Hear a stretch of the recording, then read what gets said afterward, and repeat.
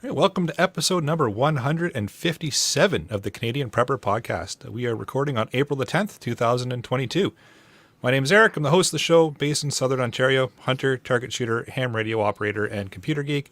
As a first responder, I witnessed an over-reliance on emergency services during major events and started a small preparedness company to help people get better prepared for at least 72 hours, if not longer. My name is Ian. I'm a wannabe hermit on Vancouver Island. I'm Scott, a first responder from Ontario. I like learning things and I worry about our fragile infrastructure. And I'm Jeff. I'm based in Central Ontario. I'm a target shooter, ham radio operator, and general overall handyman.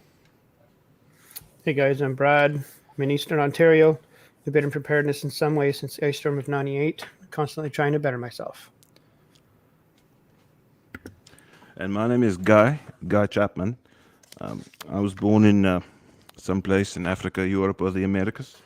My first language is English or French or something. I'm between 5'7", 6'7". My real name is Kolja Svobodnik.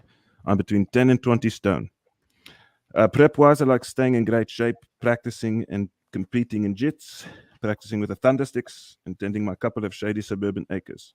I've got about 2 million pet bees, and more to the point of today, I'm a crypto-anarchist in cypherpunk.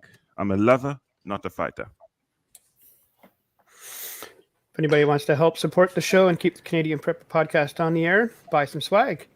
We have both the Canadian Prepper Podcast t-shirt and the tactical Velcro patch at www.prepperpodcast.ca. All proceeds help keep the lights on and the backup generator fueled.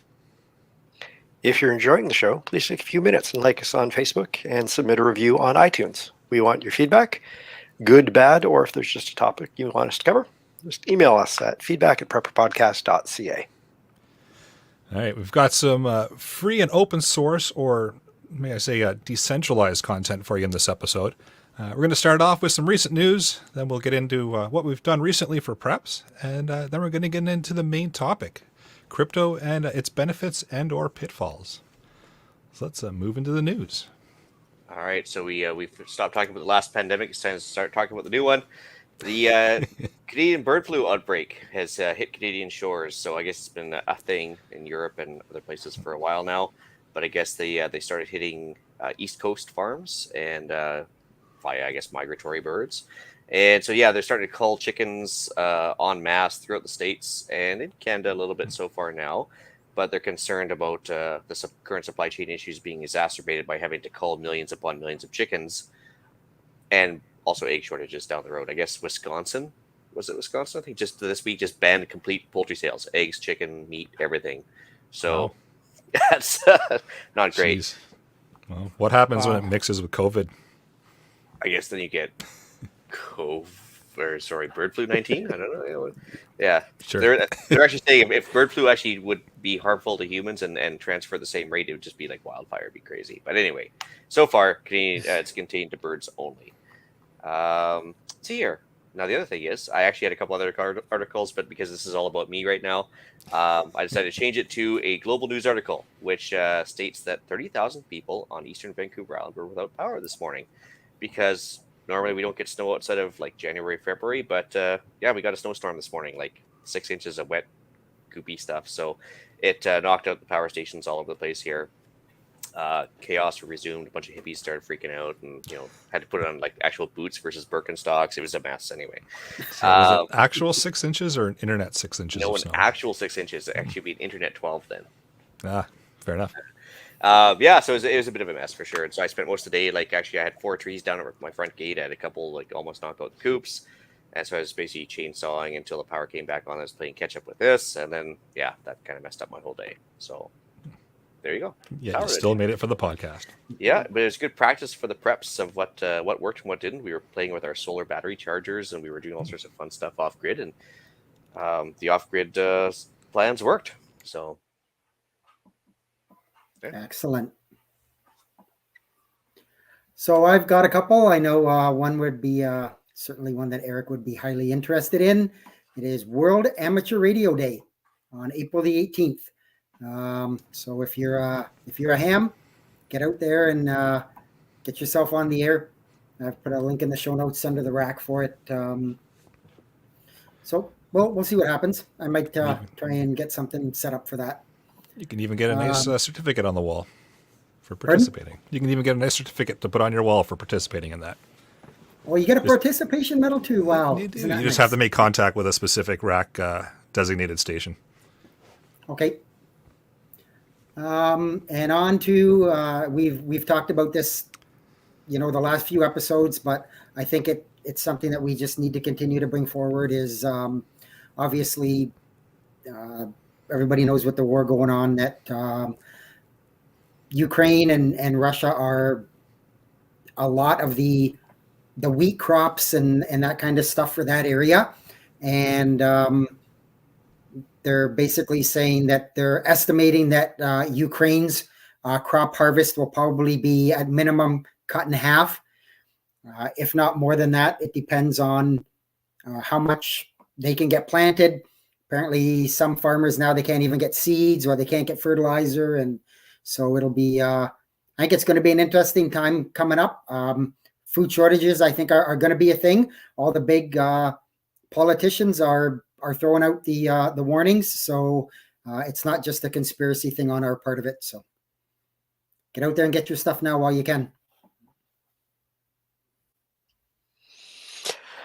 Well, playing off the problems in Ukraine, my article is talking about the Polish government having launched a guide for how to survive a Russian invasion.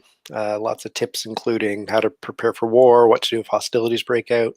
Lots of the things we already talk about: food, water, first aid, that kind of thing. But sadly, it also includes topics like what to do if you're living in an invaded area, how to interact with foreign troops, what to do if you've been taken captive. It's a 36-page PDF, all in Polish, but in the linked article, it has a lot of translations to the text that's included. And it also talks about how a bunch of other countries have put this out, this sort of thing out. In the past few years, Sweden had a fairly big one that went out.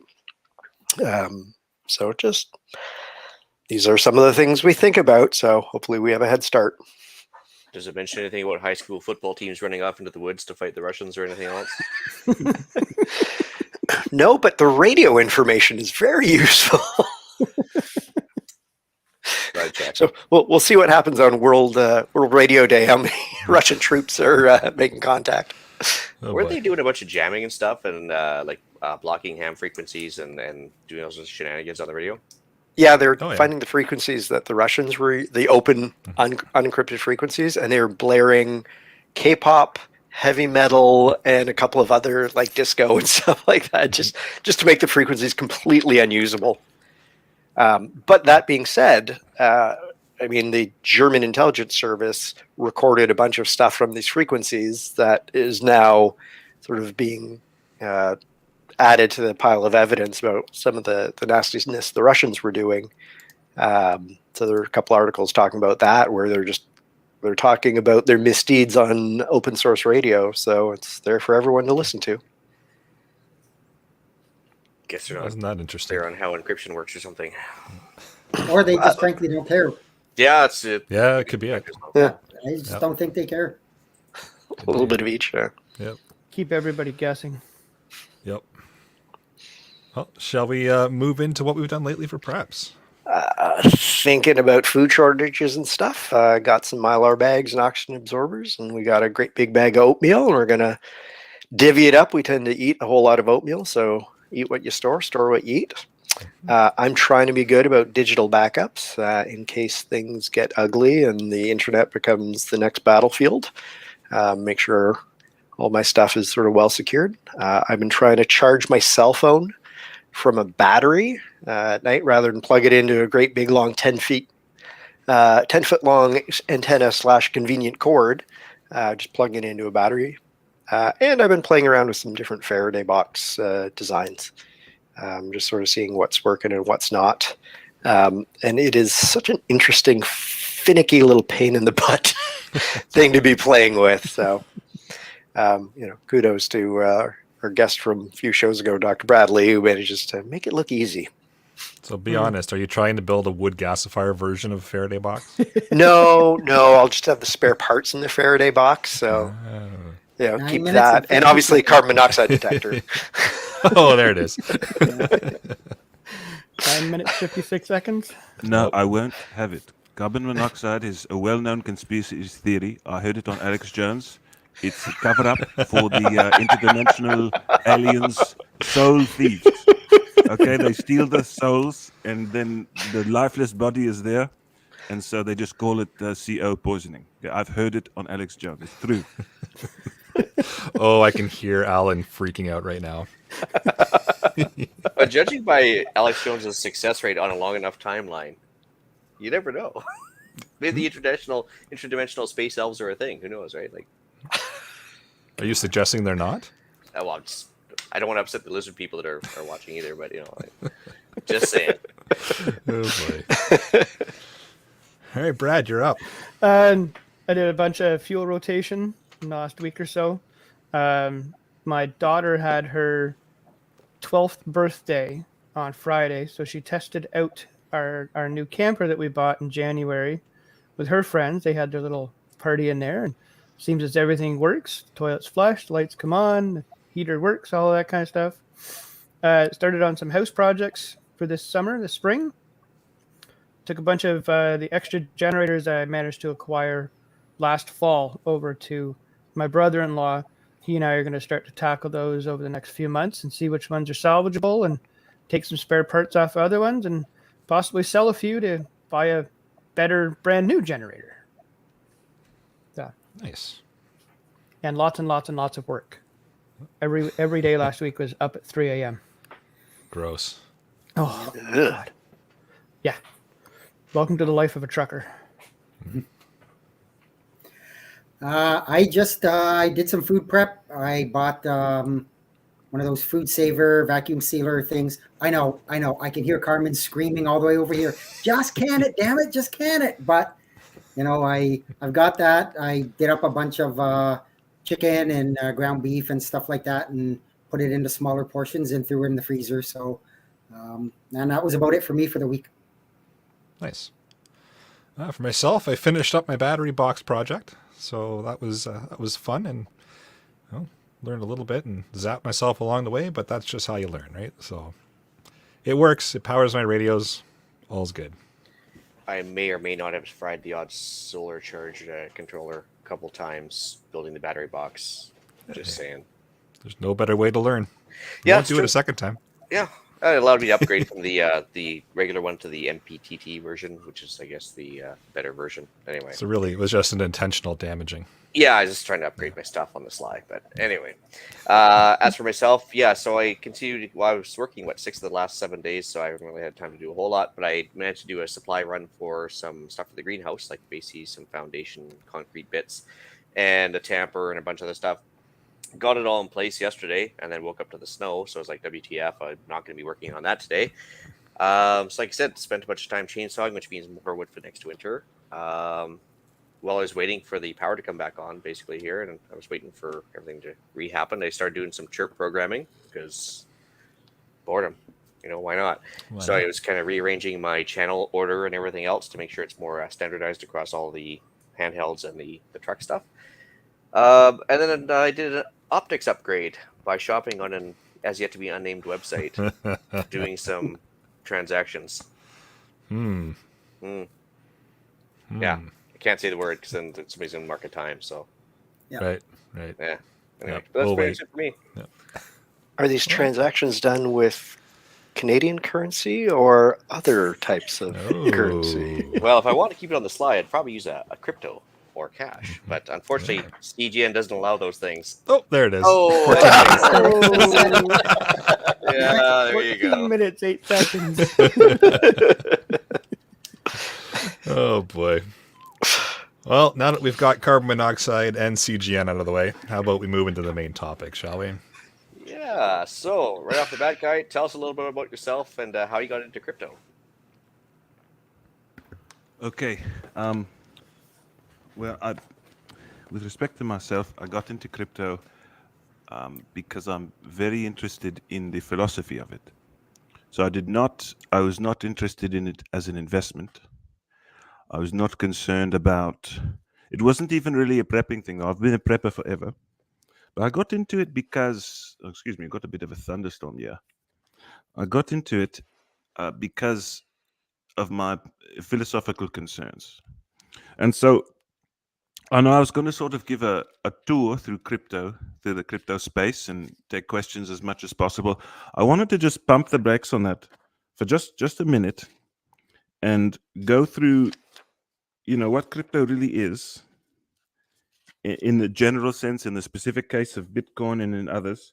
So if I could just sort of hijack the thread for just a moment. Absolutely. Go for it. Okay, thank you. I've just got to get my notes here.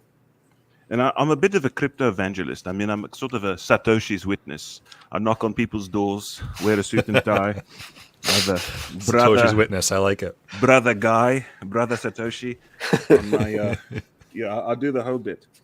Okay, so the first thing in my notes here is the concept of liberty versus invulnerability. Okay, so liberty, the concept of like a search warrant. Right, we are all protected because we've got these laws that say, oh, you cannot search my property without a search warrant unless you see someone in distress, or don't kick my door in the middle of the night without a piece of paper from a judge. Right? And that's good. But in the case of digital privacy, we actually have opportunities to not rely on the beneficence of our rulers to hold themselves back. You don't need to rely on them to not kick your digital door, and you can actually engage cryptography yourself and make it impossible. Okay, so it's what we call, I don't know if you ever heard of something called an asymmetric algorithm. Does that mean anything to anyone? Yeah. Nope. I may have heard of it once or twice. Okay, no problem. I'm going to go through a couple of these things, and I'm not trying to turn you guys all into blockchain developers and coders overnight, right? But if you understand some of these base concepts, the utility of cryptocurrency expands drastically in your life. So an asymmetric algorithm is something that's easy to do one direction and very difficult to do in the other. So if I said, Ian, 757,492 times 847,877 is this other long number, yada, yada, yada, and it ends in a 6.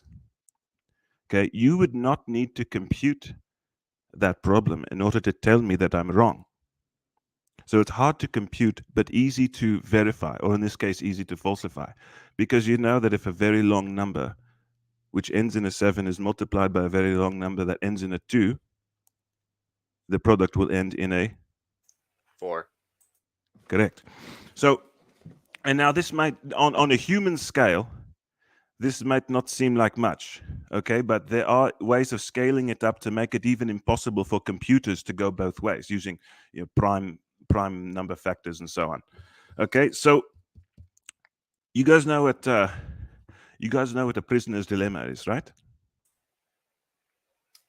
No, I don't think so. It's game theory. It's when you're trying to determine what independent actors will do if they're looking out for themselves. And the classic prisoner's dilemma is if Ian rats on Eric, you'll get ahead. But if Eric also rats on Ian, then you're both screwed. Okay, so I'd just like to put something to you. There are some strategies that one may employ, not necessarily in game theory, prisoner's dilemma, where the strategy is robust. Okay, so I'm going to get out of theory and get into practice in just a moment. But a robust strategy is one that even if your opponent knows everything you've done, everything you said, every word you've typed, if your opponent can listen to your every phone call and knows exactly what your plan is, but he still is powerless to stop it. Okay, that is a robust strategy. And cryptocurrencies in particular, decentralized autonomous organizations in a more general sense, and blockchain in a much more general sense, allow you to employ robust strategies to guard your privacy and to guard your wealth. As someone who is severely allergic to theft, whether you spell it with 5 letters or 3. This is very important to me. So, with respect to privacy, I've listened to every episode of the show, and I know that a few of you are quite technologically literate. You employ some of your own servers, perhaps you're running a Freedom box, use password managers, and so on. So you understand that privacy is a practice, it's not a service. You don't lead a private life by subscribing to Microsoft privacy account. Okay, you don't buy a privacy device and plug it in. Oh, we're private. No problem. No, privacy is a practice. It's a mindset. And so no matter what we say here, you still you can't go doing things like a moron and expect to remain private. Okay, there's plenty of opportunities to break operational security. I've already done several of them tonight, but you're going to want to consider these before you engage in cryptocurrencies in a meaningful way. Okay, so that's it for the theory part. I'm going to get into the meat and potatoes of it, but if there's any questions, I'd like to hear them now. No, I think we're good. Yeah, I think we're all good for the meat and potatoes. Okay, great. So a couple of episodes ago, you guys covered precious metals. And I really appreciate that because it's an excellent primer for cryptos. Not that they're equivalent, but it gets people thinking about what money is, money, currency, and so on. Okay, so I know you guys sort of covered it in the history and started with cowrie shells or large stones or whatever, and then everybody deduced that gold is universally accepted, and then silver, etc. So I won't go into that here. Okay, if somebody's clicked on a podcast that says cryptocurrencies, they've got some idea of what money is. Okay, now what is Bitcoin in particular? It is merely keeping score honestly. Okay, so we don't need to use Bitcoin to keep score of who's got how many Bitcoins. We could use the gold in some stupid Dungeons and Dragons video game. Okay, there's the one people are addicted to it. What's it called? There's elves and such. Okay, I don't know what it's called. Say again. World of Warcraft. Yeah, that's the one. Right. So in World of Warcraft, you've got the sword of whatever and the gold and gems and I don't know. So we could all decide, you know what, we're going to use World of Warcraft money to represent our value, and that's what we're going to trade on. But what are the problems with that? Well, easy to fake for one. Maybe, yeah, there could be some flaws in the programming which allows them to duplicate gold or other items of value. Okay, so that's certainly a problem. That's a technical problem. What other sorts of problems? It's centralized within the World of Warcraft server that we don't have any control over. It's controlled by a single distant entity. Right, it's got a single and there's twofold problems with that. One is its resilience. I mean, who knows? Maybe Blizzard Entertainment has backup server farms in Iceland and Santiago, Chile, in addition to wherever they are in California. But assuming even if they are resilient, there's a problem that it is centralized. And so if we've all got our money in World of Warcraft and then Eric says something racist against trolls or elves or dragons or whatever it is, then Blizzard Entertainment may just decide to cancel his gold. They may just decide, you know what, we're not going to honor his account. In fact, we're going to delete it. In fact, we're going to delete it so hard that his computer will explode. Okay, so they could also decide, you know what, I like the cut of Jeff's jib because he said all the right things about skeletons and sea creatures. So we're going to give him 50 trillion extra gold. And as for you, Brad, we don't like truckers anymore, so we're confiscating your gold. And Scott, we don't like people with long hair, so no, we do. So we're going to give you some gold and a sword of whatever. Okay, so there is one of the dangers of centralization is that there is an arbitrary ability of the centralized authority to grant to themselves or their friends whatever they want and to take away whatever they want from whoever. So this is where cryptocurrency comes in. Nobody can cancel you. Okay. There is Satoshi Nakamoto himself has no more influence over the blockchain than anyone here. Are you able to touch quickly on who Satoshi is for those who don't know? Satoshi is God. Satoshi Nakamoto is the pseudonymous creator of Bitcoin. Nobody knows if it was a he or a she.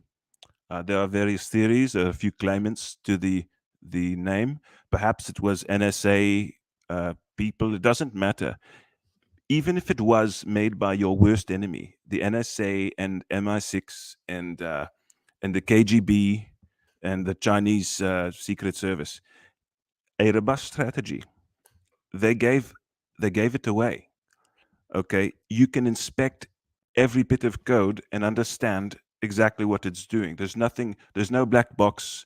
There's no component of it that is not inspectable by anyone with the tools and the knowledge to do so. So with cryptocurrencies, nobody can be cancelled, no matter what they do. Now there is blacklisting of addresses, and I'm going to get into that later. But there are workarounds for that. And nobody can just print more of it. You can't say, well, I like Ian because he's got the beard, so I'm going to give him 85 million Bitcoin out of nothing. It does not work that way. So if anybody has any questions about how decentralized it is, I'm happy to answer them. Well, first of all, Darius mentions there's no scarcity in like World of Warcraft, whereas actually, I guess with Bitcoin, there is a finite amount of Bitcoin, correct? That's right. It is a logarithmic function, but the total Bitcoin that will ever be mined, and the last mined block will be in, I believe, the year 2100. It will never exceed 21 million Bitcoins. Okay, now it is currently divisible into 1/100 millionth of a Bitcoin, a unit known as a Satoshi. But the Bitcoins themselves will never exceed 21 million. Now, Ian, you could download the entire blockchain yourself, and you can say, well, I want there to be more than 21 million. So I'm going to make my new Bitcoins. They're going to be called Ian Coin, and there's going to be 22 million because 21 is not a very nice number. And I'm going to maybe take a million of that extra million for myself. Well, whoever wants to go with Ian Coin can go with Ian Coin. And whoever wants to stick with Bitcoin can stick with Bitcoin, and the market will sort of sort you out. Something happened with another great cryptocurrency called Ethereum. There was I don't even want to call it a hack, it was more of an exploit in the early days. And so somebody managed to steal 50 million Ethereum, okay, by exploiting a weakness in the software. So Vitalik, the head of the Ethereum project at that time, he said, well, we're reversing history. They decided we're going to delete the last several transactions that occurred. We're going to wind back the clock, and everybody will be happy. Now, some people are not happy, right? If in the interim of this guy stealing, if you had a legitimate transaction, you sold a Ford Mustang, then that transaction was also reversed because every transaction back to that block was reversed. But people vote with their feet. And so the blockchain split into two. There was Ethereum Classic, where they did not turn back the clock and reverse those transactions. And there was Ethereum, where they did. And if you look at, I'll look it up briefly here. The price of Ethereum is $3,205 per Ether, and the price of Ethereum Classic is $40. Okay, so the market has spoken, and it seems that most people preferred the version where they turned back the clock. Now, it could be the next time something like this happens, most people will prefer the original. Okay, so nobody is compelled to use Ethereum Classic over Ethereum, the new Ethereum. Okay, And this lack of compulsion is what allows the strongest blockchain to continuously beat all the others in the race. Okay, Bitcoin is worth the most because the most people believe in Bitcoin. There have been thousands of forks of Bitcoin. Most of them are total garbage. But the ones that are the most successful actually have some value associated with them because people see the merits of it and they start to purchase it. If there's no demand, it's worth nothing. So that's all the crypto manages to do, particularly with Bitcoin. There are other cryptos that have more abilities. But all crypto does is it keeps score honestly. You cannot cheat it. You cannot conjure up more Bitcoin from nothing. It solves the problem of digital scarcity and frangibility.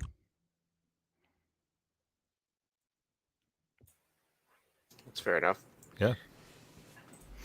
So I guess before we get going too deep on it, maybe we should just cover off some basic terms there. Eric, you had some stuff to make sure people know what we're talking about. Yeah, I was just going to ask if maybe you could just cover off some common lingo. We should all know things like altcoins, KYC, NFTs, that sort of thing. If there's any common lingo that the listeners should be aware of. Absolutely. Okay, so to start at the base, the word blockchain. Has anybody here heard blockchain? Yeah, I think there's the state or the technology basis for cryptocurrencies is also technology used for other purposes as well, is it not? That's right. And so blockchain is where it all started. That was Satoshi Nakamoto's brilliance. Now he actually got it from somewhere else, but we won't get in. We'll just say it is his idea. So all cryptocurrencies on a blockchain.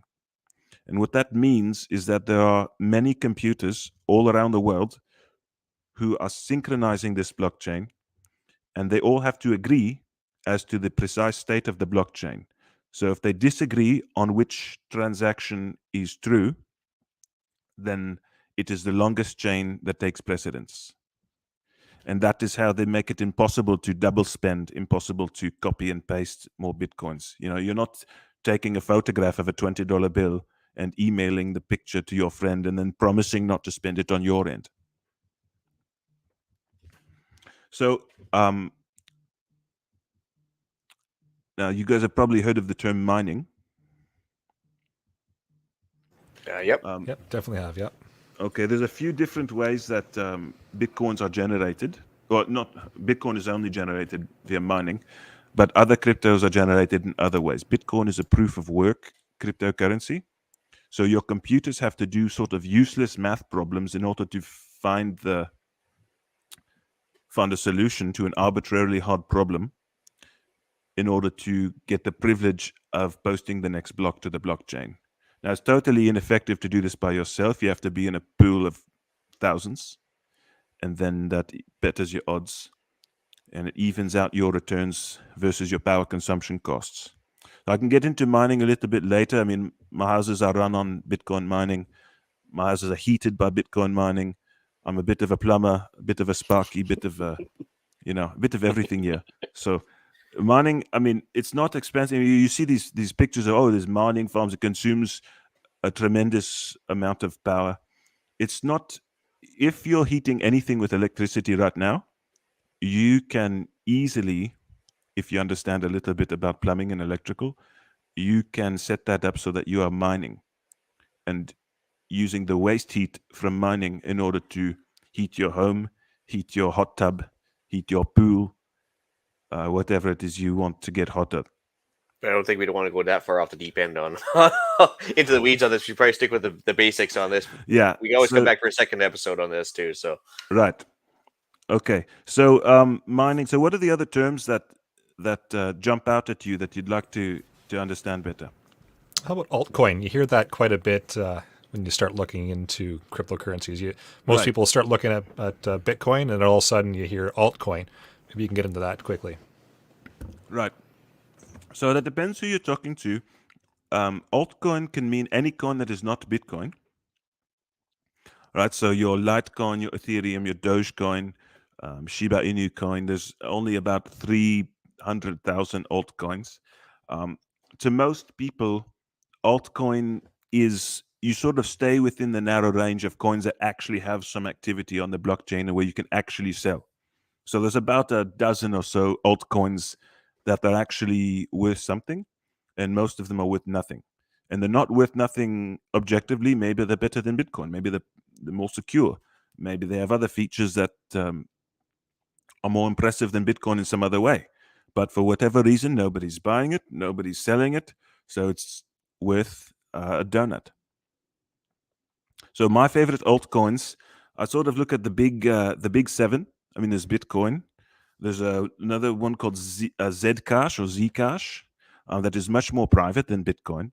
Ethereum and Ethereum Classic, those have use cases far beyond mere financial transactions. There is Monero, which is very privacy focused. Dash, which is also privacy focused.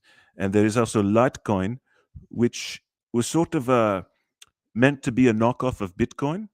It is essentially the same protocol as Bitcoin running on a different algorithm, but it works essentially identically to Bitcoin except faster. And coins that are not on that list, I would not spend too much time on it, but I'm not here to dispense financial advice. There's also a stable coin and a privacy coin as well. Yes. Well, if you're talking stable coins, I mean, there is Tether, US dollar Tether. That's going to be verging into, governments are going to try to jump on this. Every government wants to control this thing, and every one of them will fail. Have you guys heard of something called a CBDC, central bank digital currency? That is going to be every government's attempt. They're going to call it a cryptocurrency. Every government is going to come up with something, and they're going to say, this is just like Bitcoin. You buy this, you get rich. This is the future. And people are going to get sucked into this. It's got nothing to do with cryptocurrency. It might have some sort of a corrupt blockchain, but they will, of course, not let it be a genuine decentralized blockchain. Every government is highly motivated to retain control. So they want to be able to delete your Bitcoins, and they want to be able to steal them and give them to themselves or their preferred people. They're going to be able to cancel you. They're going to be able to conjure up new CBDCs, they're going to make more billionaires in Zimbabwe. Okay, the central government digital currencies, they have a veneer of respectability because they will have some features in common with Bitcoin, but don't be fooled. The banks don't even like them because it's going to make every bank except for the Bank of, in this case, Canada, totally irrelevant. So yeah, don't touch those. I wouldn't touch a CBDC with a 10-foot pole. Well, even listener Terry there, the author Terry Blackmore, says that he was worried about CBDCs becoming a thing and then tied to a social credit system, which, like he's mentioned, as soon as you make the wrong move, they could try and cancel your government in-house currency, which is part of the problem, right? Precisely. Now, part of the solution is the fact that genuine cryptocurrencies, being decentralized, are going to be more attractive and more valuable. Now, CBDCs, the government will say, oh, no, you've got to use this to pay your taxes. Or you've got to do. It's going to be like East German Deutschmarks. Because, no, these are just as good as the West German Deutschmarks. Yeah, except you got to buy them for 1,000 to 1. Okay, so that it's not going to be what they think is an asset is going to be a liability with respect to price. And unless they try to just sign a law that no, the price of our thing is this by fiat, then we're just down the same fiat greased hill that we are with the dollar. Oh, interesting. How about know your customer or KYC? That's something you see quite often as well. Yes, I'll be quite happy to share strategies for defeating KYC. And so KYC it stands for Know Your Customer. And this is where people need to understand a custodial wallet versus a non-custodial wallet. As a Bitcoin evangelist, I talk to a lot of people. I say, I heard of Bitcoin. So, I've got the Bitcoin. I've got it on CoinDesk or Bitmax or some. I've got an account with my bank has a Bitcoin fund, and I've got this many Bitcoins. So yeah, so if you wanted to pay me in Bitcoin for this car, how would you? Well, I don't. I'd have to talk to my bank, and my bank knows everything about. So they're really missing out on the crypto part of cryptocurrency. They might be making some money on the speculative investment, but they're really missing the point. So anybody who's got an account with Binance, you had to give them your information. Okay, you had to give them your email address. You had to give them, I don't know, you had to upload a photograph of your driver's license or social credit number or something. It's really defeating the crypto side of cryptocurrencies. Now, there are some very easy to use non-custodial wallets software. I'll place a couple of them in the show notes, and maybe you can put them in the description of the podcast. But these tools won't be around forever. There's one called Koinomi, which is available on mobile and desktop. There's another one called Guarda Wallet. Very easy to use. You can download them on Mac and on Apple and all of these. And right now, for now, there's no know your customer. You don't need to set an account. You're not logging in. You're running software locally on your phone. But eventually, the governments of the world will lean on Apple. And they say, you cannot have Mr. Tim Cook here. You cannot have cryptocurrency wallet programs on your phone without any know your customer. You're going to have to put something. You have to get a thumbprint from these people or something. You're going to have to, and so eventually those apps will not be available on the App Store, and you'll have to use them in development mode, or you have to get into some other format of phone, or using hardware wallets or cold storage. So it's still a battle, and the battle is not yet won, and you're going to have to stay one step ahead of the coercive forces of government trying to get a hold of your coins. Is that what they're talking about? They say a custodial wallet meaning like, is that the difference between a cold and a hot wallet, or is that? No, not at all. A custodial wallet means you've got an account with. I don't use these exchanges for that reason. One of them is called CoinDesk, I think. Oh, don't quote me on that. There's Binance. Binance is one of them. So you've got an account. I think is another one, right? Right. So if you got an account with Binance, they are holding your coins. They have the private keys.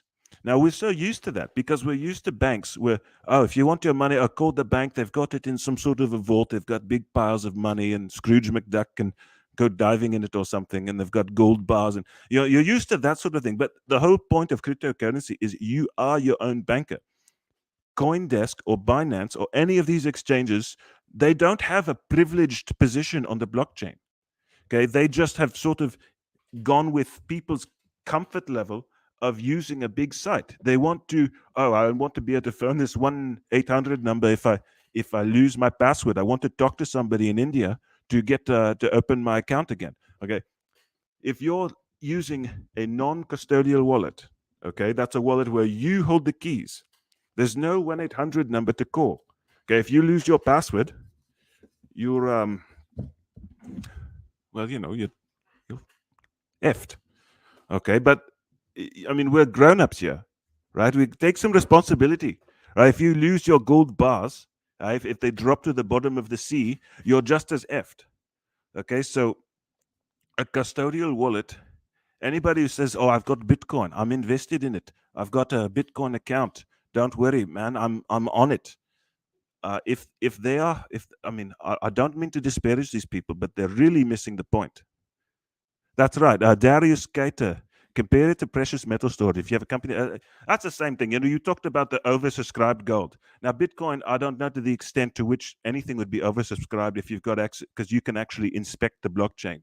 But when push comes to shove, right? If Justin Trudeau's stormtroopers, if they kick in the door where somebody's running an exchange and they say, we want to know who this Eric guy is, and we want his private keys.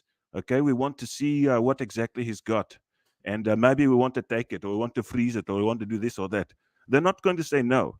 But with cryptocurrencies, you can be your own banker. You don't need anyone's permission. And if you want, at the end of the episode, I can do a quick step-by-step. It works on Apple or Android.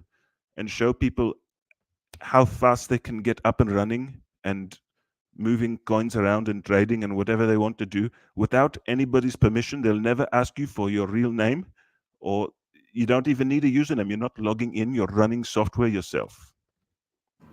Yeah, I think that might be useful for people that actually want to get into this. So yeah, we can definitely do that at the end of the show. Yeah. When I'm doing my Satoshi's Witness, I mean, I go to flea markets, I go to farmers markets, I talk with every single store. I say, yeah, I want to show you how to use Bitcoin. I'm going to buy this from you.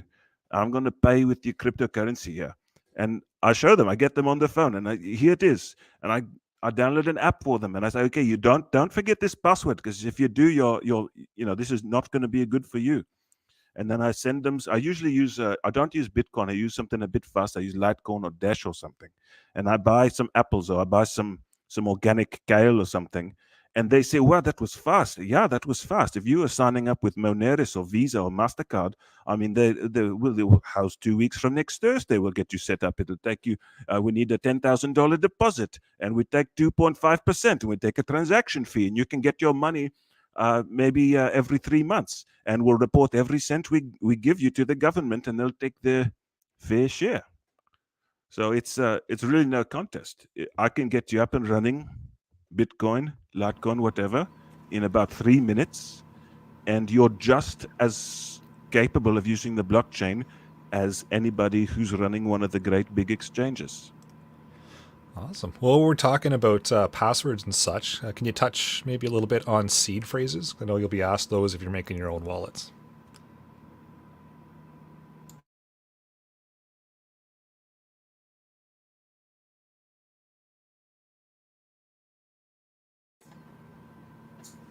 Did my question come through, or Yeah, it came did we through. lose them? Still My there, guy? apologies. My Oh, apologies. it's okay. I just had a technical difficulty. Yeah. Oh, no problem. Did you hear the question all right? Yeah, seed phrases. Now, I don't actually employ seed phrases, just because I've got hard copies of my private keys in a different way, and for operational security, I don't expose those. I don't expose my particular strategies for keeping those away. But seed phrases is actually one aspect of cryptocurrency that I'm not very current on myself. Right, no problem. We can move on then. Let's see. So fees of cryptocurrency. What kind of fees can we expect when we're sending Bitcoin or any of the altcoins? I know it'll vary between the altcoins of Bitcoin, but I guess we'll start out with, is there fees, and what can we maybe expect? Absolutely. So the great thing about cryptocurrency fees, and of course I'm not talking about service fees that an exchange might charge to change from Bitcoin to dollars or something, but there are fees built into the network. And the great thing about the fees is that they are exactly what they should be. And what I mean by that is that you can choose how much fee you want to pay on a given transaction. You can choose a very low number. You can even choose a very round low number. And your transaction could take forever. Or you could say, I want this transaction to go really quickly. There's this Russian gangster got a gun to my head. There's a big pile of cocaine over here, and there's guns over there, and gold bars, and whatever it is. So you can actually increase the fee, and that will probably be posted on the next block. Now, where do the fees go? They don't go to the monopoly guy with a monocle and top hat, or a bowler hat. They go to the miners. So the block subsidy, which is currently 6.25 Bitcoin, whenever somebody finds a block, they get the 6.25 Bitcoin, plus they get all of the transaction fees associated with that block, which a block holds about 2,048 I can't remember. It holds a lot of transactions, and each one of those transactions has some minute quantity of Bitcoin. So you're going to be looking at probably 0.00, about 0.001, not 0.00, yeah, somewhere around $10. Okay, if you want to get your Bitcoin, so don't do Bitcoin transactions for coffee and donuts. Okay, there is second layers. There's a Lightning network that can take care of that in a much more efficient manner. But for now, Bitcoin transactions, you'll be looking at approximately the equivalent of $10. Now, if things are moving too slowly, the natural forces of supply and demand will dictate that people will start to increase their transaction fees, which means more people will be incentivized to mine, things will move more quickly. Then people will start to say, well, things are moving plenty fast, I don't need to pay so much. And so people will start to lower the transaction fees. Fortunately, most wallet software sort of observes the ambient level of transaction fees for posted transactions on the blockchain. And most wallet software will sort of recommend to you a transaction fee for that particular transaction. And so that way you're not, you can do it manually. I don't recommend it if you don't really completely understand the space. So I would just go with what your wallet software is sort of dictating. Okay, so being somebody who knows absolutely almost nothing about Bitcoin, so if I bought something from somebody for $20, the Bitcoin version of $20, I'd be paying a $10 fee on a $20 transaction. Is that kind of what I'm sort of understanding there?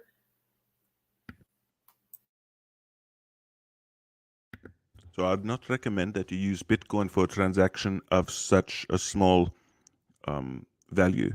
It would be better to use another. I don't make financial, I don't dispense financial advice, but it would be better to use a faster cryptocurrency like Litecoin. Litecoin's block time is 2.5 minutes, which means that on average, a new block is posted every 2.5 minutes. So it essentially can take 4 times the volume of Bitcoin, and the fees are lower. So for coffee and donuts, Litecoin, Dash, Zcash or Zcash, those are probably your best bets. Now for buying a car, which between the 6 of us, at least one of us has, for buying a car with Bitcoin, that's fine because you don't mind if the transaction takes an hour or two to completely resolve and be confirmed. But for coffee and donuts or just buying something at the farmer's market, yeah, Litecoin, Dash, Zcash, those are the ways to go. Okay, good to know. And then with those altcoins you're talking about, there's still transaction fees, but they would be significantly less than Bitcoin would be, is what you're getting at there. Is that correct? In some cases, the transaction fees on Ethereum blockchain has actually gotten quite high, particularly for the NFT projects. So it really depends. You've got to look at it, but you've also got to find something somebody will take. Right? Not everybody wants to take gold. Some people want gold and they don't want silver. Some people want platinum and they don't want gold. It's the same thing with crypto. Some people have a preferred crypto. Some people are ecumenical with respect to cryptos. So you've got to do a deal in something that you are willing to give them and they are willing to take. Fair enough. Maybe we'll get into the question that I'm sure pretty much every prepper has at least asked themselves once when they're looking to get into crypto. Isn't it worthless in a shit hit the fan type of scenario? Or can you maybe help debunk that a little bit? Okay, so if it depends how much shit has hit the fan and whether or not the fan is running. So if this is a 14-hour solar flare and no computer on this planet will survive, then yeah, crypto is kind of bunkum. The concept of the blockchain is not bunkum. It's a new law of physics, right? You can still reestablish it maybe 100 years later when you've got transistors going again. But no, yeah, the at that point, you better be good with a spear, right? Like don't sit here listening to podcasts if this is like, if it's that bad, you better sharpen a stick and get moving. But no, if it depends how much it is hit, how much fans. Without the internet, aspects of the blockchain can be run in ad hoc networks. Now it's going to be going into a bit of into the weeds about mesh networking and establishing local networks and so on. And then the blockchain can fully resolve itself when a larger copy of it. But to give you an example, last year, the government of the People's Republic of China banned Bitcoin mining. Again, very scary. They said, no more mining in our country. It's a waste of electricity, blah, blah, blah, blah, blah. I think they also bought a bunch. I think they bought the dip, those bastards. Anyways, they banned mining. So the global net hash went from, I want to say, 200, 180 exahash down to about 80 exahash because a large proportion of mining was happening in China. But within a few weeks, it was back up to 160. Now, what those numbers mean is that the total number of people contributing to the security of the network, the total number of people mining, because they're not just mining, they're not, whacking at the bits to try to get some money here. The fact that they are doing these useless problems make it that much more difficult for the blockchain to be compromised. So they're performing a service, and that's why they are rewarded.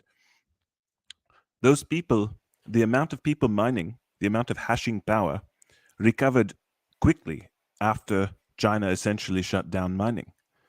So even if a large proportion of the internet was destroyed, you only need one. You only need one full node. I mean, it would be better if there's more, but eventually these things will reconnect and the grid will sort of mend itself into some semblance, but probably with connections running in different directions than before. But it will heal itself. And as long as somebody somewhere is still running a full node, and there are something like 600,000 people running nodes, full nodes in every country on the world except North Korea. So as long as, and they're probably running some, on the sly themselves. So as long as somebody somewhere is still running a full node, the network survives.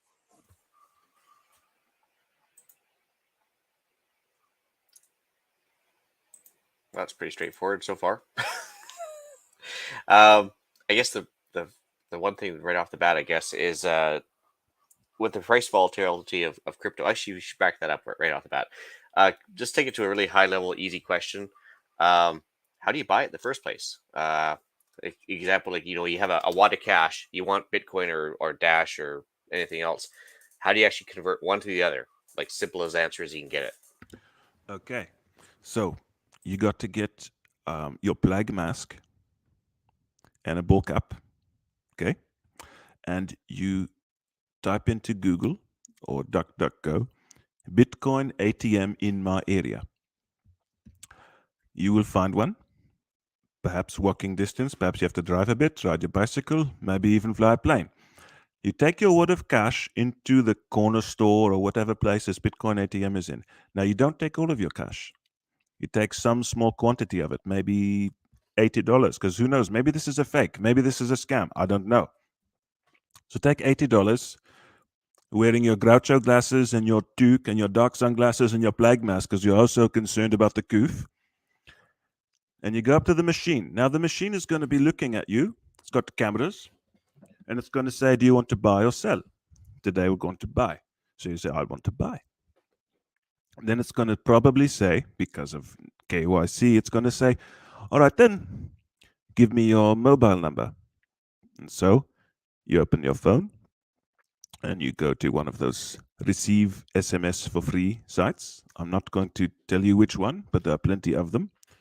Or you go to silent.link and you sign up for an eSIM, pay with Bitcoin. So you've got another identity, another mobile number.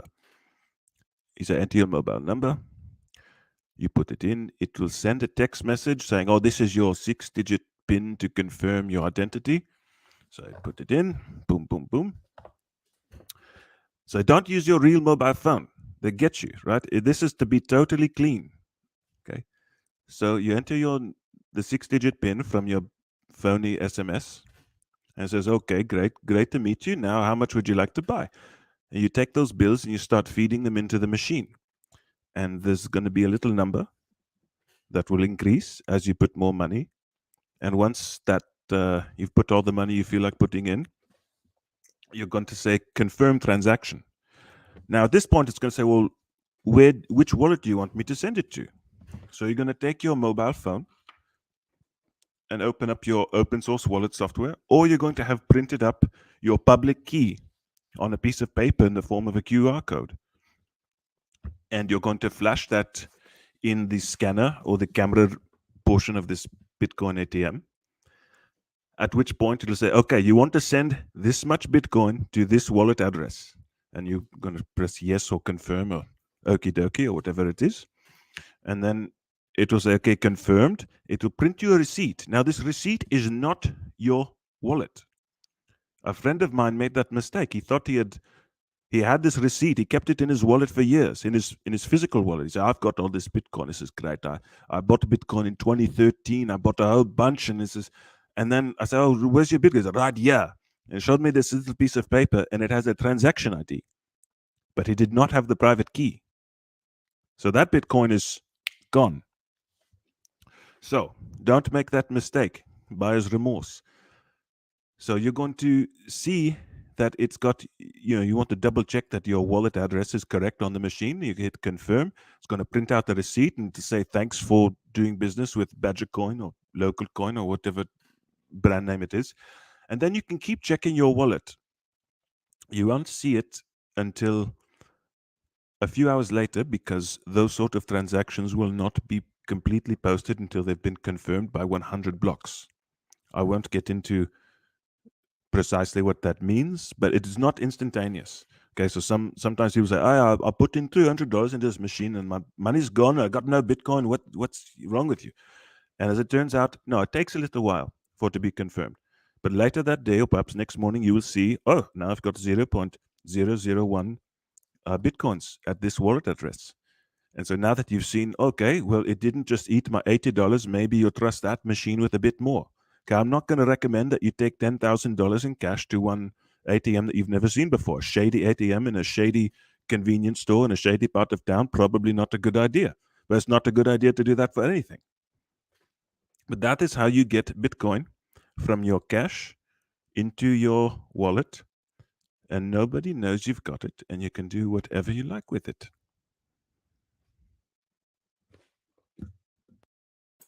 And transferring from one crypto to another, same idea, just as easy as, but it's all done online. Now, if you're talking from one wallet to another wallet of the same cryptocurrency, that is easy as pie. You just have to pay a transaction fee. And if you've got no regard for how long it's going to take, then you can keep a very, very low fee. If you want to trade, say you want to trade Bitcoin for Monero, because the cool guys are using Monero, well, then there are decentralized exchanges which are completely automated. One such exchange is called Uniswap, and most wallet software will be capable of interacting with Uniswap. And so again, you're not signing up for an account somewhere. You're not entering your information. You're just going to be, essentially, it puts out an anonymous bid. So I want this much Monero for this much Bitcoin. Now, of course, your wallet software, if it's good, it should be checking the going rates. So it will not cause you to put up a bid that is totally unrealistic. And then somebody who has requested Bitcoin from Monero for approximately the same amount will be able to reciprocate that transaction without any effort, and then you've traded Bitcoin for Monero. Pretty much every wallet software, including the two that I mentioned earlier, Coinomi and Guarda Wallet, are capable of managing several different types of cryptos. So if I look at my Guarda Wallet on my spy phone here, Apple spy phone, it's got I don't know, 40 or 50 cryptos, and generally it can be other wallets that are not technically supported can be imported into it without much effort. But if you're just sticking around in the sort of the blue chip, Bitcoin and the big 7 altcoins, it's not going to be a problem.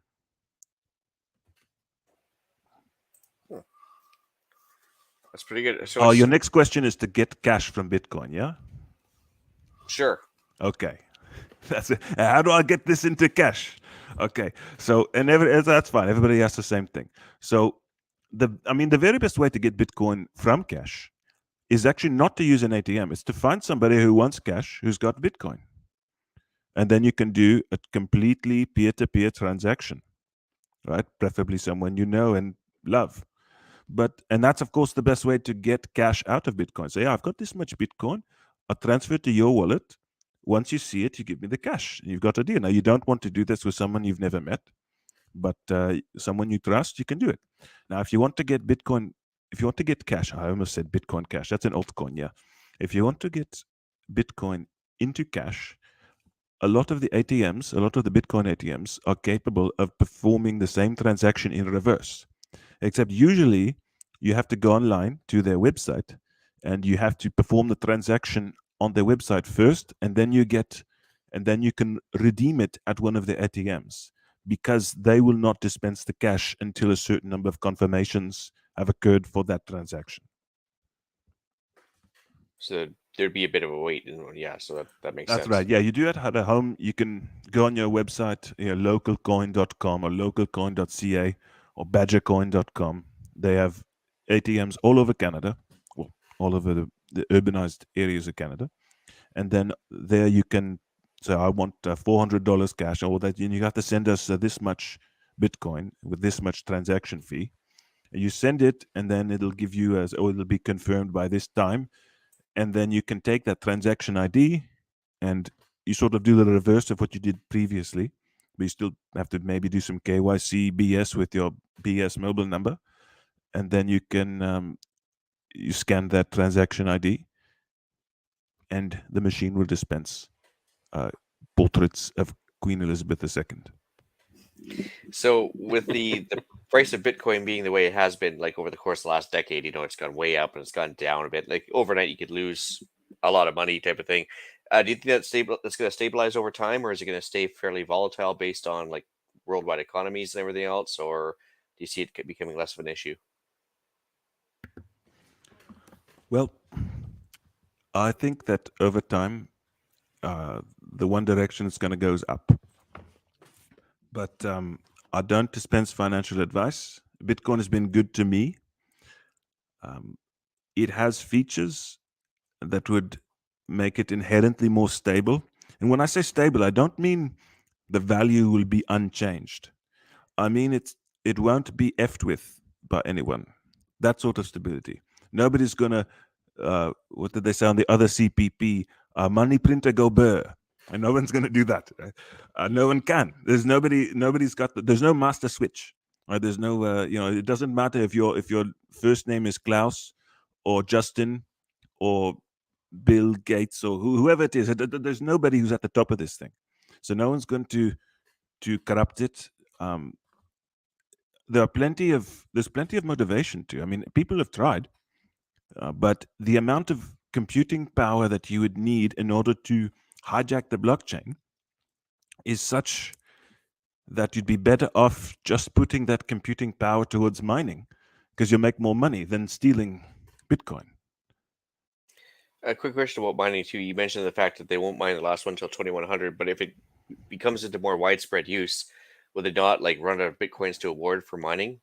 Meaning, like, I guess my big question is, what happens when they run out of the 21 million and there's no more service fees to be awarded to the miners? Oh, so there's two parts of how the miners are paid. There's the block subsidy. Okay, so the block subsidy started at 50 Bitcoins. So every time you found a block, 50 Bitcoins. And then after 200,000 blocks, it was halved to 25 Bitcoins. And after 200,000 blocks, it was halved again to 12.5 Bitcoins. And now that they are at what block are they at now? Well, they're in the 700,000, so about to get another halving. So now it's 6 1/4 Bitcoins, and then it will be 3 1/8, and so on. So that is the block subsidy. That is just the bonus for finding the next block. But there are also the transaction fees. So right now, the block subsidy outweighs the transaction fees. The block subsidy is 6 1/4 Bitcoins, which at today's rate is worth $300,000. And the transaction fees are maybe half a Bitcoin. But as Bitcoin continues to rise in value, the value proposition for expending energy on mining will not go down, because even if you're getting fewer Bitcoins, and even if the block subsidy is run out entirely and you're just getting transaction fees, if the value of Bitcoin is, say, 100 billion per Bitcoin, also 100 million per Bitcoin, which would mean if Bitcoin was the entire world economy right now, it would be worth about 100 million per Bitcoin, which means one Satoshi would be $1. So even if the block subsidy was totally exhausted, there's still those transaction fees, and those are enough juice. That juice is worth the squeeze of plugging in your miner and heating up your hot tub. And you get the free heat too. Yeah. If you live in Canada, that's a bonus. If you live in Ecuador, perhaps not so much. So when the government comes out with questions like Suzanne's asking here, during the trucker thing, they tried to track down some cryptocurrencies and stuff. What happens, obviously with yourself, you got the good secrecy taken care of, but say if you weren't so careful, you didn't have your Groucho Marx mask on, does the government have the power to compel Bitcoin or any of these other currencies to actually give up addresses and names if they have them? Well, the government has power to compel an exchange, right? Because an exchange where people are storing their bitcoins because they don't understand that bitcoins are massless and they don't take up any space, so you can store them yourselves just as good as anyone else. It's not like gold. Where people are storing their bitcoins on the exchange, yeah, sure, the exchange, they can, knock, knock, who's there? Gestapo who? We ask the questions. They can compel, they'll give up the addresses, they'll do whatever they need to do. But if you observe good operational security, that won't be a problem for you. Okay, don't use those centralized exchanges. And even if you compromise your operational security and you've got this thing, a Canadian Prepper podcast, send a Bitcoin to this address to help keep the backup generator fueled and all that good stuff. And so they know your address, your Bitcoin address. They know that address is, and then they decide, Canadian Prepper podcast, the bad guys, the ginger supremacists, and they're just really, they've got those scary black guns and they're just the worst. So even if they do that, now they know your address. What can they do? Well, they can try to compel people not to transact with you. So they can say, you're on a Bitcoin naughty list. This address, anybody who takes Bitcoin from this address is a bad, bad person. Okay? They can say that. And maybe you won't be able to use your Bitcoins in that address to pay for taxes or to renew your driver's license or something. And the blockchain is completely open. So they can say, okay, you've got 10,000 Bitcoins at this address and now you moved all of them to this other address. Well, they'll know that's you too. Okay. So there is Bitcoin blacklists already. I mean, these, We Hunted the Mammoth people and the people who are trying to dox people from right-wing protests or whatever, those people, they've got, this is the Bitcoin blacklist of white supremacists, and this is the all the bad guys are on this blacklist, and if anybody uses it from here, don't accept it. Okay, agreed? Well, you don't have to agree.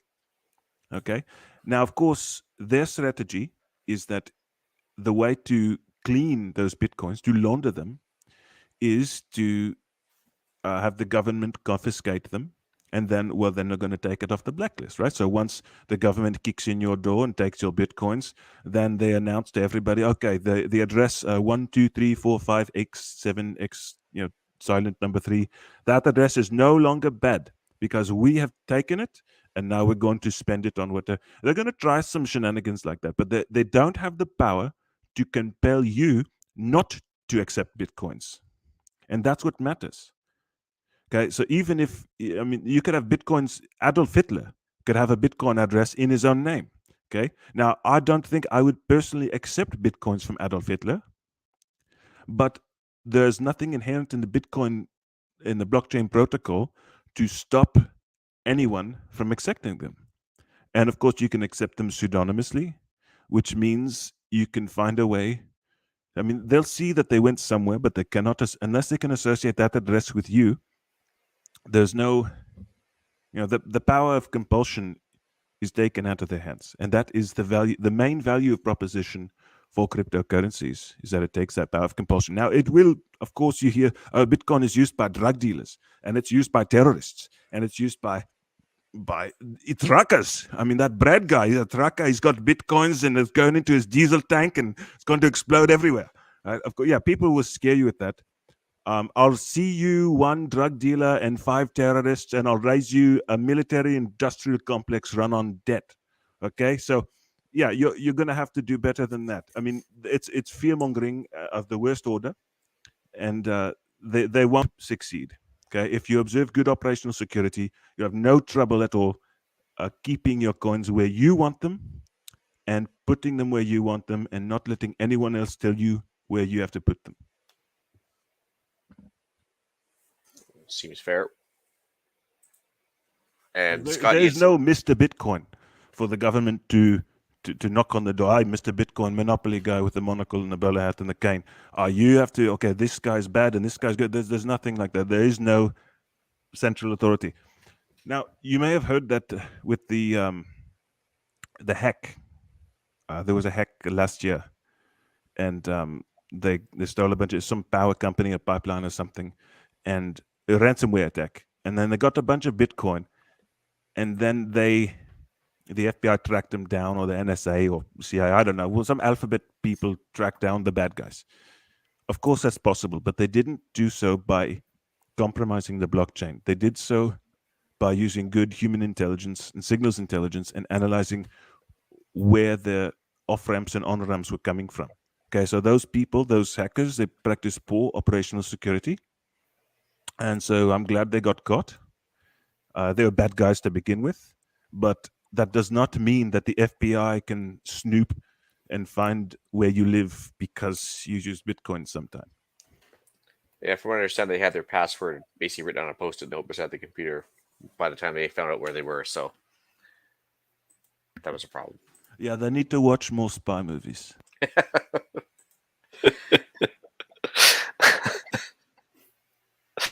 Scott, you had some questions too, right?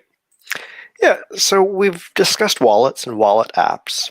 One of the questions that comes up is talking about cold versus hot storage.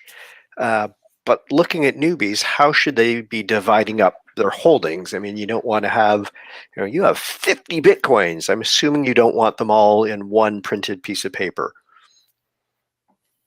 Well, you can print as many copies of that paper as you like. So if you do want to have them completely in cold storage, you can print it, you can tattoo it on the bottom of your foot. There's all sorts of great places you could put that QR code of the private key. Okay, just to go over real quick, the private key is the code that allows you to spend it. The public key is the code that allows you to receive it, and it's also the code that allows people to see what transactions have been posted to that address. But yeah, you can keep your private keys. To look at Ian's background, there was sort of a fad of minting silver coins with a Bitcoin private key behind a piece of foil or something, back when Bitcoin was, worth $20. It was a bit of a fad. It's kind of cool, you can keep your private keys there. But if your concern is that you're going to lose it, and you're sort of you live a lifestyle where you lose papers all the time, well then, I don't know, put it in the safety deposit box at the bank or something. Okay, you can get your grandmother to hold on to it for you. Put it in your fire safe. You could put it I've got my private keys in my cold storage Bitcoin assets all over the place.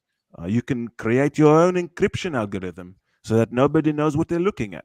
Now, there's all sorts of things you can do, but I would not recommend that you take advantage of an exchange. So, we'll keep it safe and sound for you, mate, because they will keep it.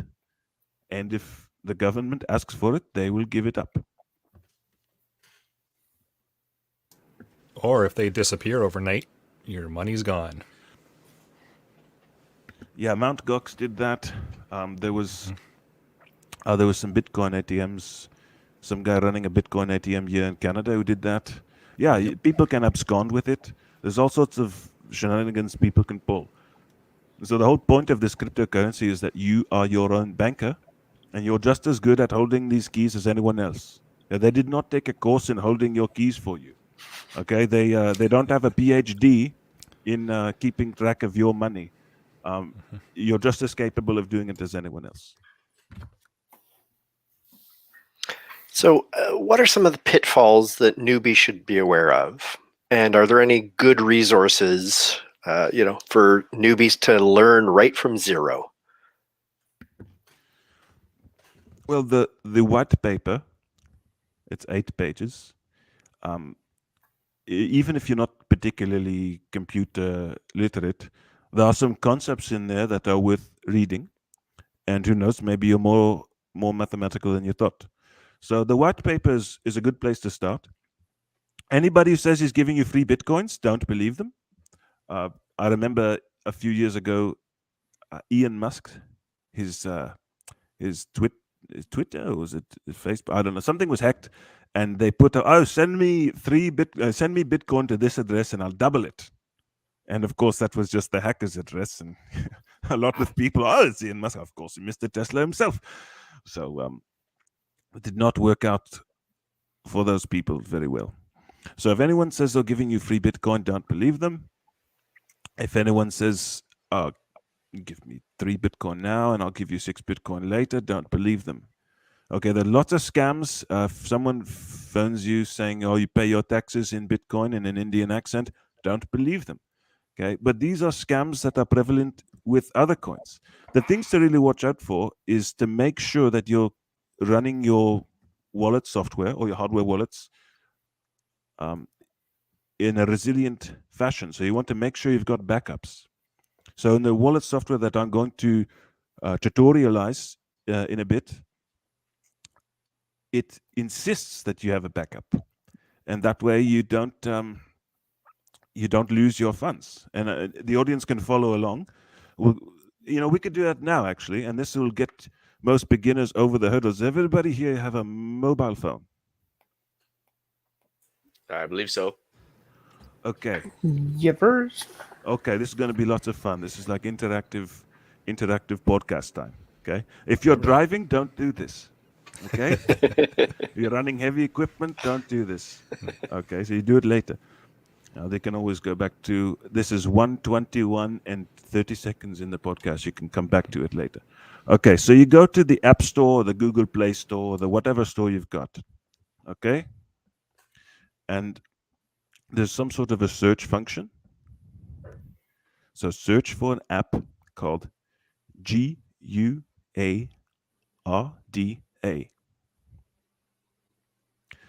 Now, probably in the heavily regulated environment of an app store, it will not show you that app first. It'll be some stupid investment app.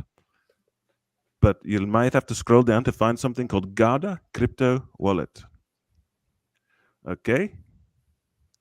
It looks like a blue shield. Okay, so go ahead and download it. Some of us have much slower internet connections than others. Oh, no, you're not getting a good smoke signal. Okay. So I'll just play along later. Okay, you just play along. That's right. Just hold on to a deck of cards or something. Okay, so you download Guarda Wallet. Okay, we could have chosen another one. I'm not selling you Guarda Wallet or anything. It will not hurt my feelings in the least if you don't use it. So you download Guarda Wallet and then you open. Now, what's the first thing you see? Does it say, I need your name, last name, first name, social insurance number, driver's license? No, it doesn't say anything. It just says Create new wallet or restore. Create new wallet.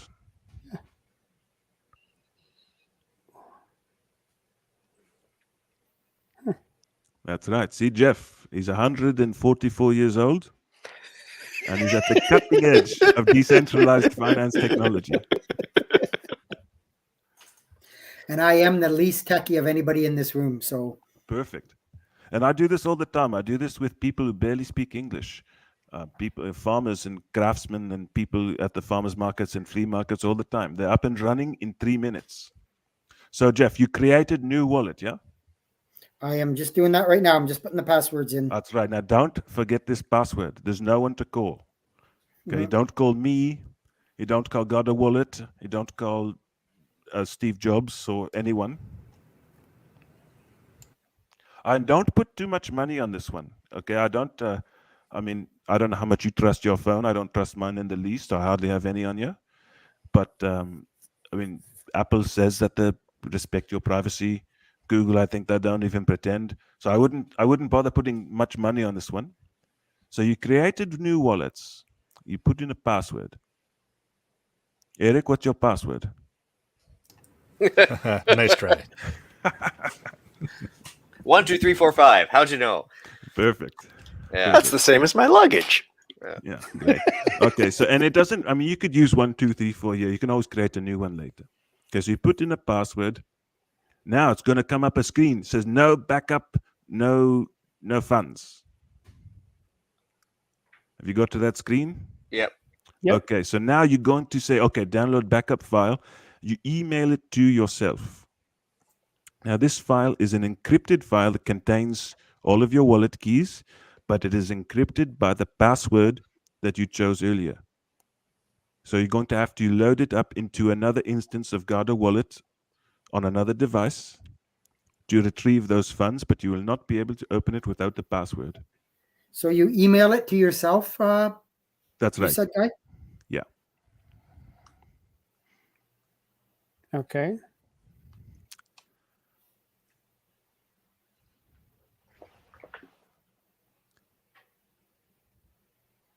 Okay, Eric, I you have a emailed total it to balance yourself? of $0. Yes. Now that's $0. Okay, so if you want it to be 0 Canadian dollars, there's a settings and you can change your local currency to Canadian dollars. And so you go through and you go, oh, I've got 0 Ethereum and I've got 0 Bitcoin and 0 Bitcoin Cash and 0 Litecoin, and all these zeros. And you can even import new wallets that are zeros. You can create new wallets. You can make as many new wallets as you want. Okay, then they all have 0.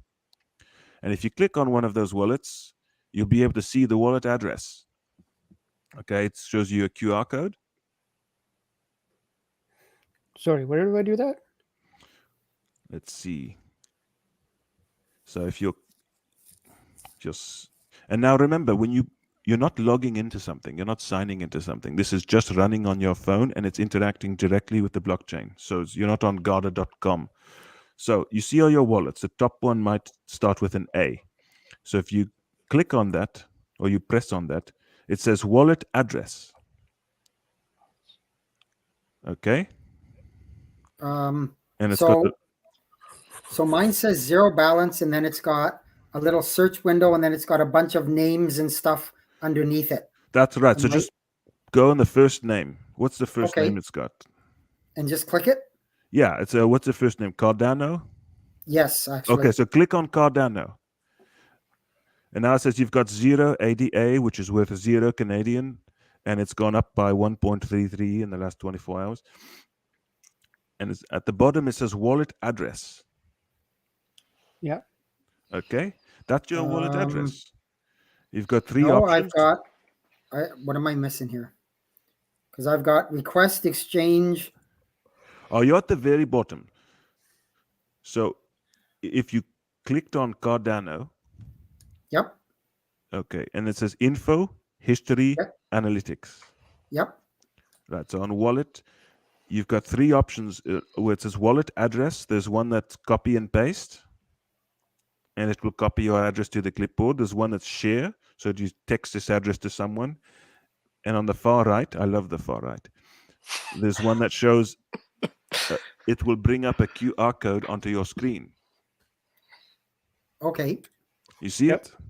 yep. So click it. Now you've got the QR code. You go ahead and flash your QR code to the camera so everyone knows how to send you money. Oh, okay. Oh, well, in that case, Hmm. there's this Nigerian prince I know. Yeah. A Nigerian prince or the Nigerian prince? There's more than one? So that's how you basically get paid. And then That's as right. far So as- if you want to go do a basement renovation for someone, do some drywall work, you say, yeah, here's my address. Send me your Cardano or Bitcoin, whatever it is. Now, don't ever make sure you've got the right crypto. So don't get him to try to send Bitcoin to a Cardano address or Cardano to a Bitcoin address or something. It won't work. So now you, Jeff, at the ripe old age of 244, are just as capable. You have just as much access to the blockchain as anyone who's running a big fancy exchange in Silicon Valley. Interesting. Okay. Okay, so that's how we send Scott some money. Perfect. Thank you, Scott. Or Yeah, pay he's for really itself, you excited know. about that. Yeah. Okay. So now, with respect to operational security, I don't trust the Apple Spy phone or the Google phone at all. I recommend Ghost phones running Calyx OS or something. But for little bits of money here and there, it's not a big deal. So now you guys can you accept crypto. Look at you, Jeff. You can take Bitcoin, Litecoin, Cardano. Ethereum, Ethereum Classic, Bitcoin Cash, Bitcoin Satoshi's Vision, Bitcoin ABC. You can take Dogecoin, and about 400 others. So these wallets, I guess, that are down below, like the Cardano you mentioned, and there's Bitcoin Cash and all that. Those would be, so when I clicked on them and brought up that QR code, that's where somebody could send me money and it would show up in that Cardano account, right? That's right. It's not. That's right. But you don't want to think of it as an account, okay? Because when you say account, it's like, well, this is an account I've got somewhere with someone, right? I have to go see a teller and flirt with her and get her, get her to give me my own money. No, you are your own banker. Right. So- So once I guess I should have said is send it to my wallet.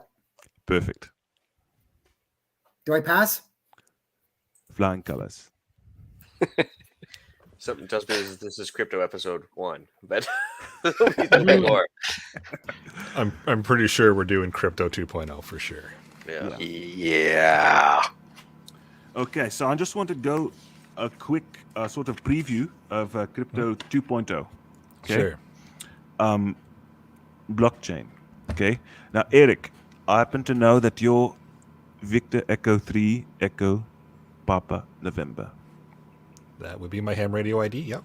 That's right. And now, why do you get that one? What if I say, no, I am Victor Echo 3, etc.? Who says that that's yours? The government of Canada would say that. Industry Canada's website, Yep. right? And so somewhere in a moldy basement, there's in a locked filing cabinet, there's some sort of a certificate and somebody very official with the royal something and the title they've got. Oh, this is this guy. Okay. Yep. Now, what if that burns down? Maybe they've got an offsite backup. So, who would says hope. that, Ian? Who says you own your house?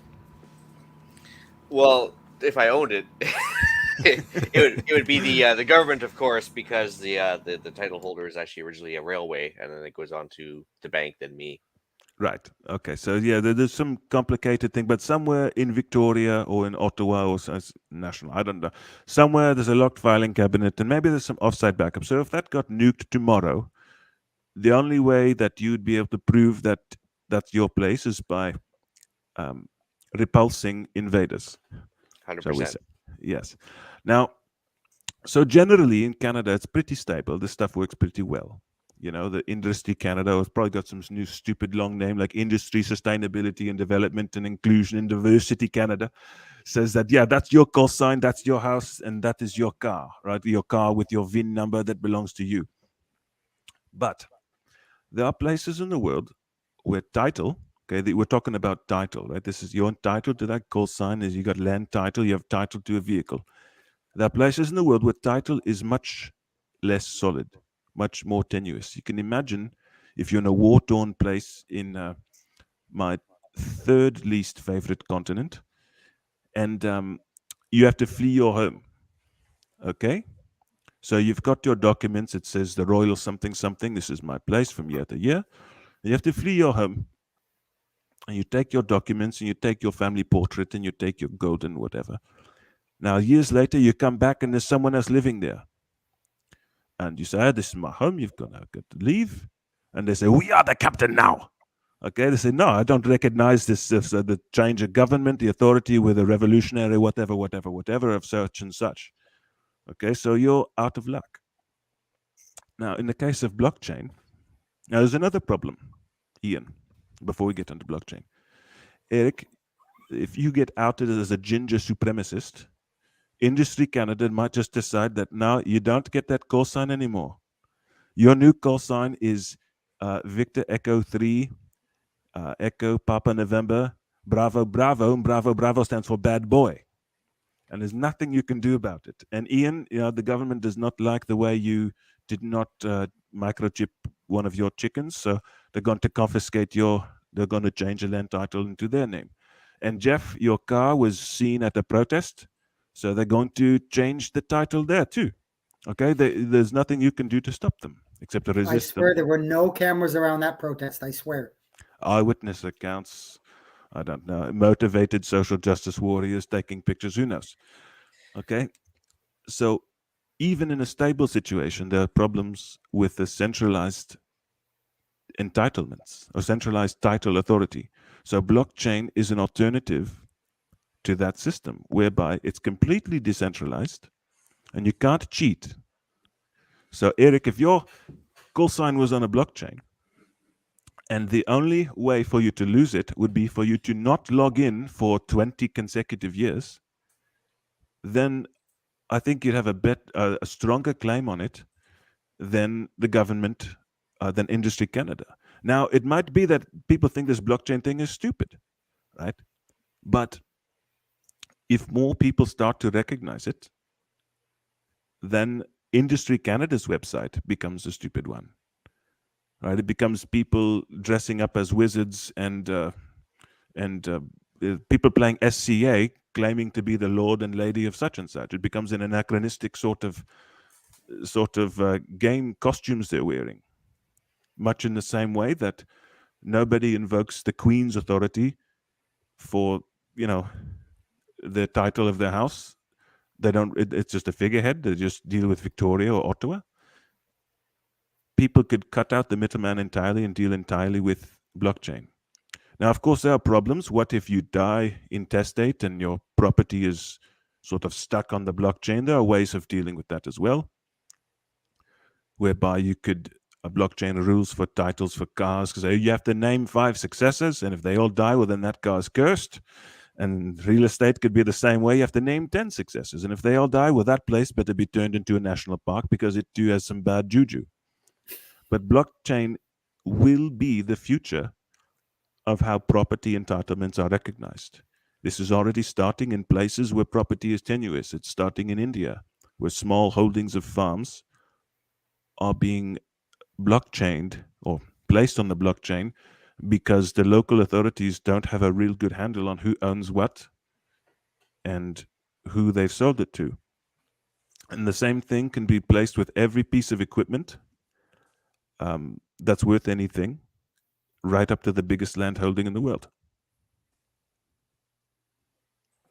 So that's one part of the future of blockchain. Now, have anybody here heard the word smart contract? Definitely No, heard but of it, looks yep. like Nathan has. Right, Nathan, smart. Oh, you beat me to it. Okay, so smart contracts. So Ethereum was one of the first set up with smart contracts, so self-executing contracts. When a certain thing occurs, then the funds are released. And so now we're going to get back into metaphorical space.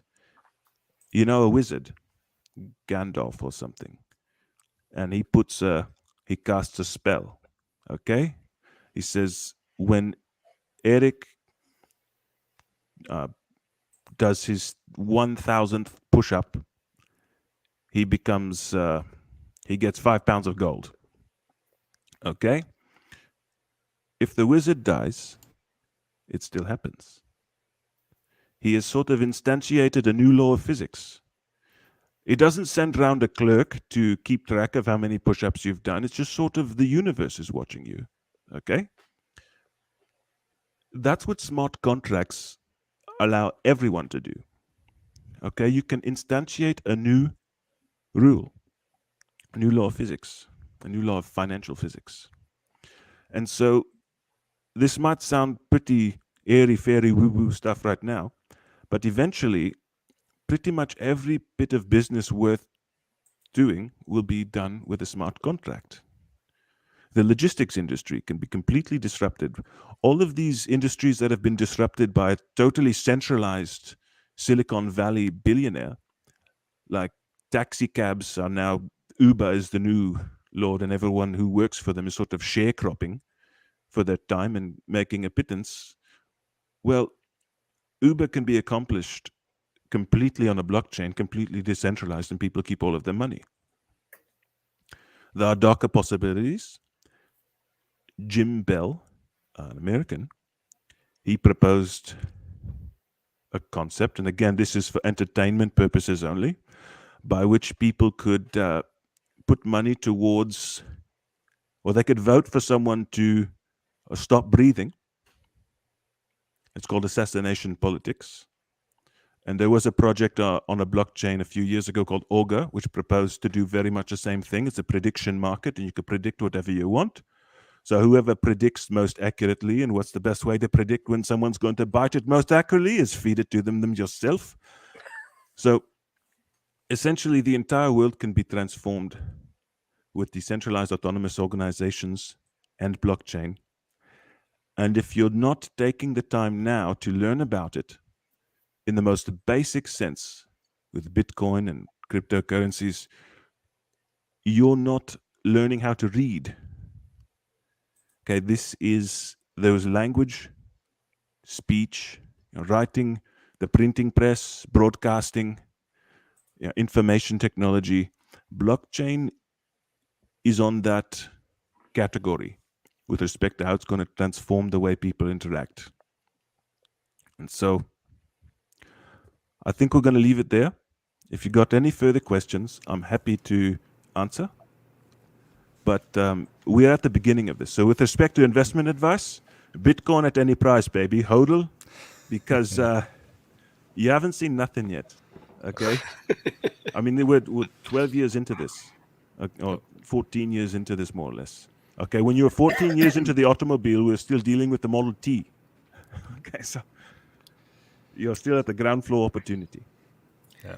That's For those fair. that don't know HODL, it's hold on for dear life. Hold on for dear life. Yes. Well, we're gonna have to bring you back again to talk about this some more. 'Cause I'm sure we'll Absolutely. have 1,000 questions coming in, probably from mostly from the hosts too. There's lots to drink from the fire hose on this one. Yep. That's some fantastic information to get people started and get people thinking about it, because it's something in the prepper community we definitely have to pay a little bit more close attention to. I think for a long time it's been kind of poo-pooed, I guess is the best way to put it, where, everybody's focusing on the whole end of the world scenario where, if all the computers blow up, like you said, it's not going to work. But Sharpen your stick.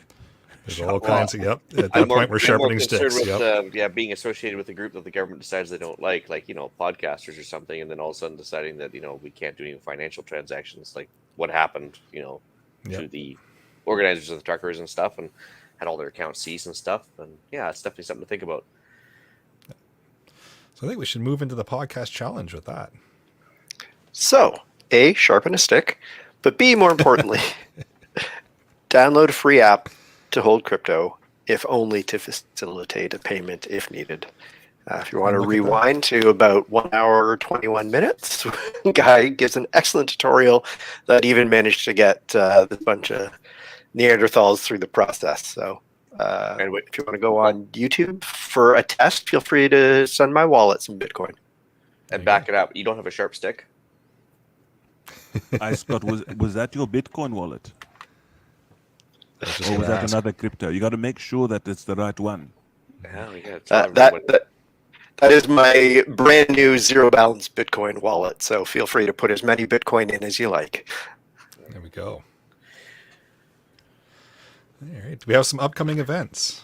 Yep. So Mapleseeds are back online. The website is mapleseedrifleman.com/events, but across the country they're starting to do Mapleseed events. Get some basic marksmanship training under your belt.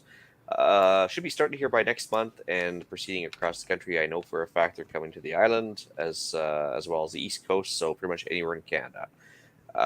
Also, the Resuel March is coming up May 26th to 29th, which is the Finnish Military Reserve March that's done online, basically by the Strava app more than anything else. It's Resuel4daymarch.fi, and click on English, make your life easier. And you can basically sign up for that, get some cheap swag that shows you participated in that, and it's a good excuse to get about 10K a day in for hiking. So, check it out. Nice. And as we've been saying for the last couple of episodes, the annual Preppers Meet is still a go, being held in Desborough, Ontario, July the 7th to the 10th. So check out annualpreppersmeet.com for information and tickets and all that fun stuff. But like we've said before, it's a good time to get together with like-minded individuals, sit around the campfire with what Shay, the organizer, likes to call some apple juice, and just chat. And deal of the week. Believe it or not, ammo is on sale in Canada. Come on. Yeah, seriously. So now I guess this is one of those things where, depending on what happens with Russia, Ukraine, and other bad state actors that might get involved.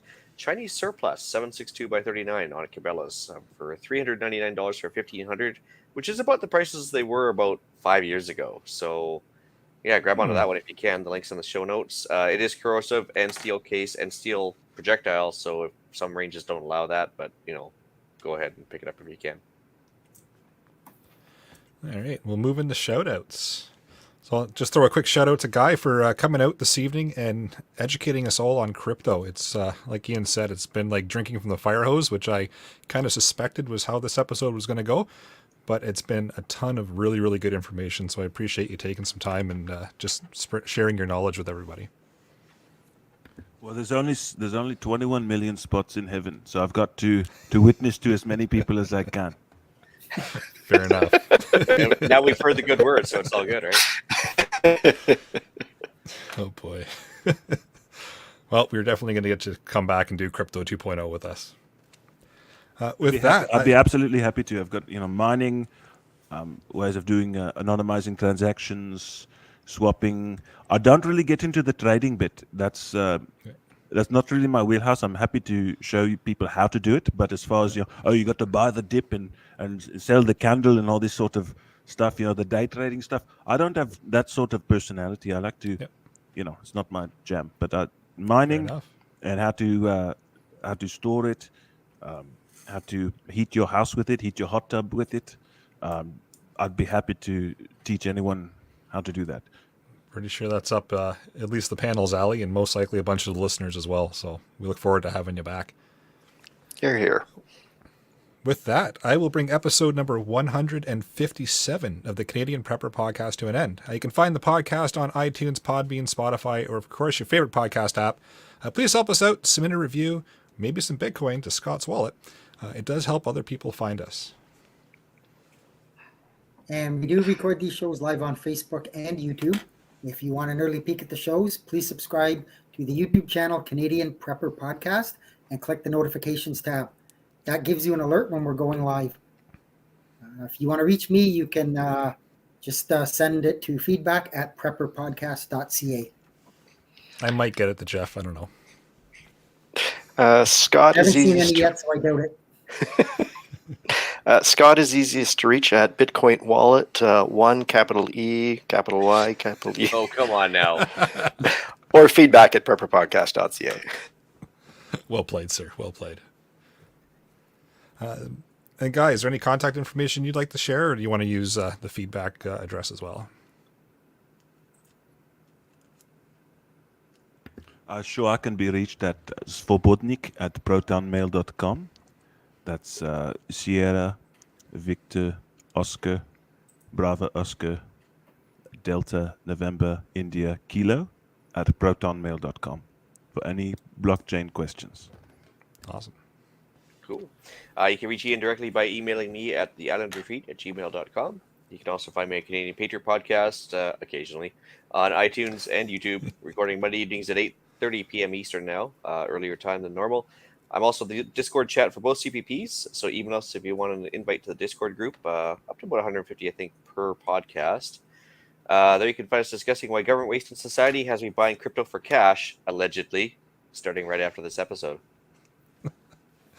And check out Rapid Survival at rapidsurvival.com. You can get me there on the live chat, potentially while buying some prepper gear with crypto. I might have to switch that around now. You can also get me at feedback@prepperpodcast.ca. So thanks for joining us this evening. Until next time, be prepared, stay safe. And keep learning.